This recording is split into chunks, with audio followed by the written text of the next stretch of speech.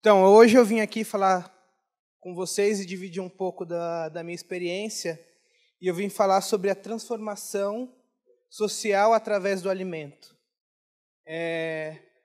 Eu sou formado em ciências gastronômicas, sou especialista em gastronomia, mas eu acho que para a gente falar sobre transformação através do alimento, é uma coisa que acontece do dia para a noite. É uma coisa que vem, às vezes, de gerações, é uma coisa que, às vezes, demanda tempo. Então, eu gostaria de dividir, antes de começar a falar um pouco da minha história, da minha trajetória com o alimento, eu gostaria de dividir a história da minha mãe e da minha avó. Eu cresci com 4 pilares. O primeiro deles é: se tiver que morrer, que morra de barriga cheia. É verdade. E minha mãe, ela me ensinou isso. Porque minha mãe, ela veio do Nordeste para São Paulo. Ela foi abandonada aqui. Ela não tinha o que comer lá. Veio para cá em procura de uma vida melhor. E ela chegou aqui, ela foi abandonada. E ela também não tinha o que comer aqui. E aí, ela sempre me ensinou isso. Se eu tiver que morrer, que morra de barriga cheia. E a outra coisa que ela me ensinou é melhor rir do que chorar, né? Porque muitas vezes a gente cai, pensa nos nossos problemas, começa a chorar, entra numa depressão, mas rir é muito melhor do que chorar. Isso eu aprendi com a minha mãe. Depois, a minha avó ela não teve acesso à escola. A escolaridade da minha avó é lê e escreve. E o que ela me ensinou? Para viver, basta estar vivo. E o conhecimento é o único bem que você tem, que é só seu. E outra coisa que ela me ensinou, isso já na parte de economia, que era: quem tem um, não tem nada.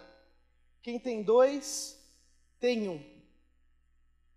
Eu comecei a trabalhar com 14 anos de idade, lavando peças de carro em uma oficina mecânica.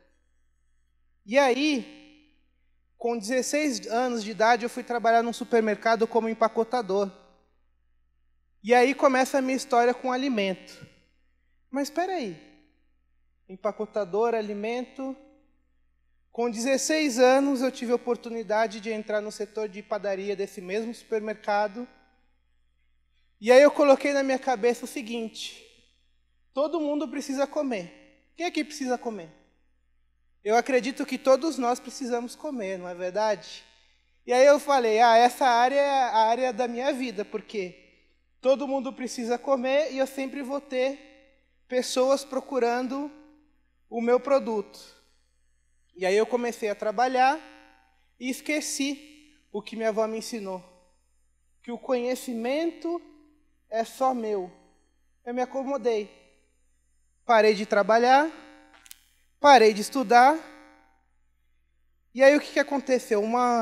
Eu queria ser cozinheiro e eu recebi um não. Como você quer ser cozinheiro se você não tem preparação? E através dessa não ter a preparação, que eu caí na real. Falei: eu vou procurar me qualificar, vou procurar conhecimento. Foi onde eu comecei a procurar cursos de gastronomia. Agora, a situação melhorou um pouco, mas na minha época, 1 mês de faculdade eram 3 meses do meu salário. Então, como que eu ia conseguir arcar com isso se eu não tinha condições? Então, eu comecei a procurar cursos gratuitos de gastronomia na internet. Foi onde eu encontrei a Gastromotiva, que é a empresa hoje que eu trabalho como coordenador. E através do curso que eu tive de auxiliar de cozinha, eu aprendi que o maior tempero são as pessoas e valorizar o potencial delas. Por que eu estou falando isso? Logo depois que eu terminei esse curso, o fato de eu não ter condições de pagar a minha faculdade não me desmotivou. Por quê? Eu sabia que eu teria chances de conseguir uma bolsa de estudo. E aí, tentei bolsas de estudo.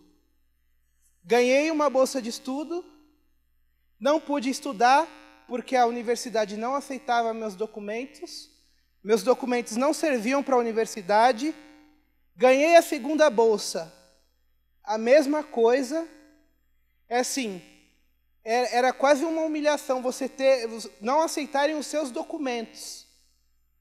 Na terceira universidade, consegui estudar, me formei, e aí eu quis multiplicar o que eu aprendi no meu curso que eu fiz lá atrás.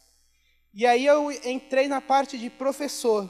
Eu me identifiquei como professor, mas para mim o professor não é aquela pessoa que chega e passa a informação.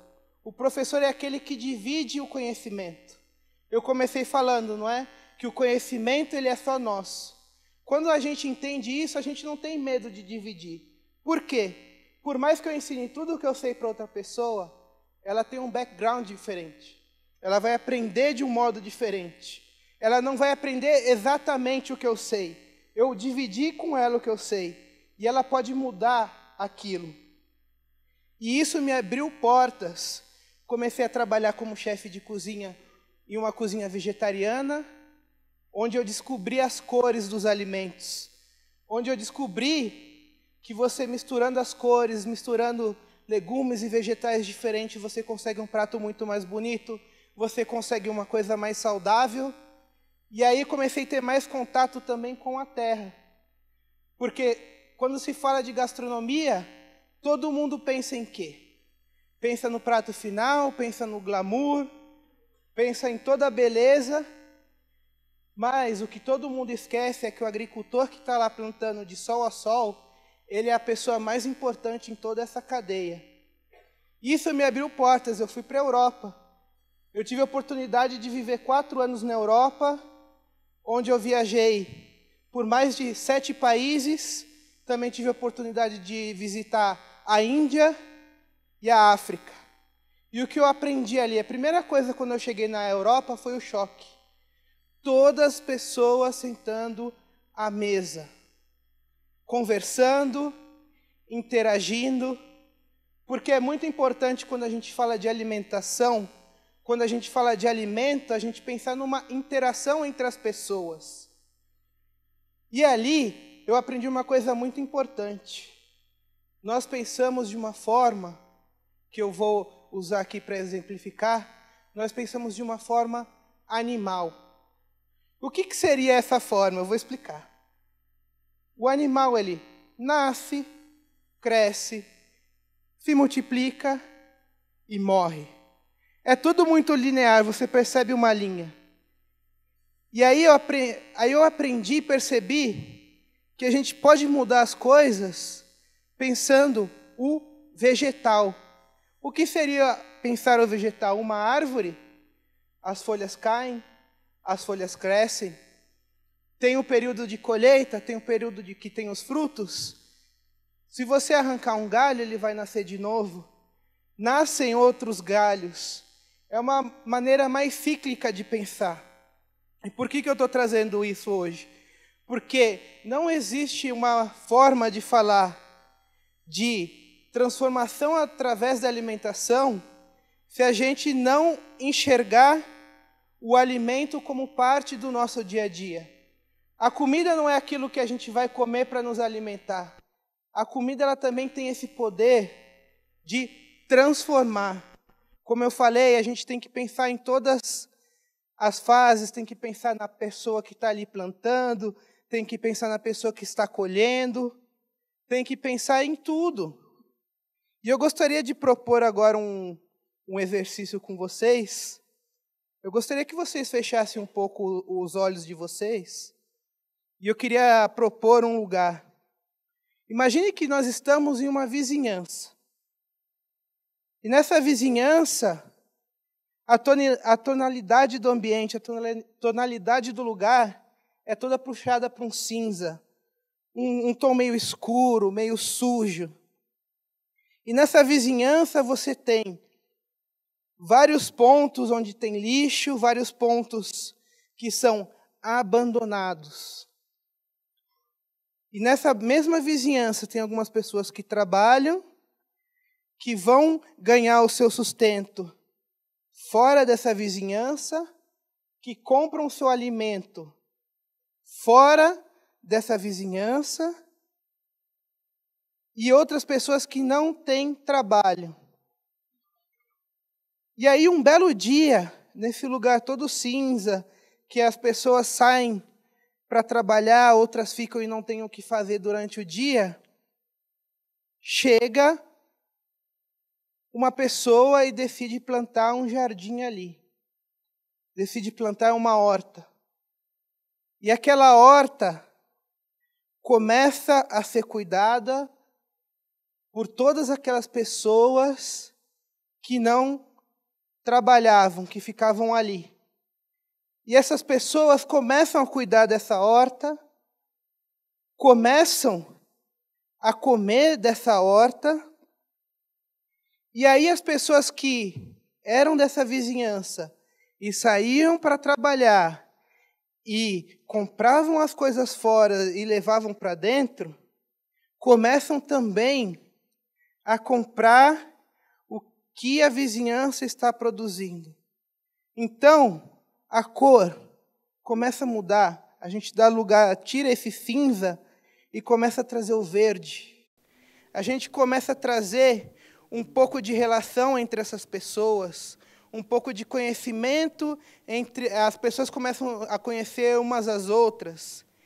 E aí você passa a ter uma forma de economia que vem de fora para dentro e de dentro para dentro. Essa é a transformação através do alimento que eu acredito. Uma transformação que vem de dentro, que vai para fora e volta para dentro. Porque muitas vezes a gente pensa nessa questão do alimento. Você pode abrir os olhos agora. E eu queria trazer alguns exemplos práticos de como você consegue trazer a transformação social através do alimento.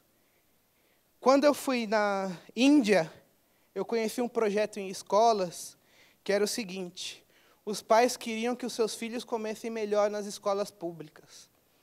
E o que eles fizeram? Decidiram fazer uma horta. E aí, ninguém queria apoiar essa horta. Os pais dos alunos fizeram um banco de sementes e fizeram a primeira horta. Depois, fizeram outras hortas no mesmo molde, até que essas hortas começaram a ser apoiadas e se espalharam por toda aquela região. Outro exemplo, na África, plante uma árvore na escola. Como eu falei, às vezes a transformação pelo alimento, ela não é rápida, porque uma árvore, ela precisa, às vezes, de 10, 15 anos para começar a dar frutos. E esse projeto era isso. As pessoas plantavam uma árvore frutífera em uma escola, para que daí a 10 anos, as pessoas que estavam naquela escola, as crianças que estudavam ali, poderiam ter acesso a frutas, poderiam ter acesso a um alimento de qualidade. E muitas vezes a gente esquece dessa questão do quê? Do tempo. Tudo na natureza, embora seja um ciclo, tem um tempo. As árvores demoram a crescer, mas elas dão frutos. A partir do momento que elas crescerem, elas dão os frutos todo ano, toda estação. E muitas vezes a gente pensa em resolver o problema de ontem para hoje. E aí acaba não fazendo nada que resolva esse problema a longo prazo, e a curto prazo a gente não consegue resolver. E a mensagem que eu queria passar aqui hoje é o seguinte: que de uma semente a gente consegue uma árvore. Uma árvore gera outras sementes, que geram outras árvores, que vão gerar outras sementes e outras árvores, até formar uma floresta. Então, o que eu queria trazer aqui para vocês hoje é uma semente que daqui a alguns anos possa se tornar uma floresta. Obrigado.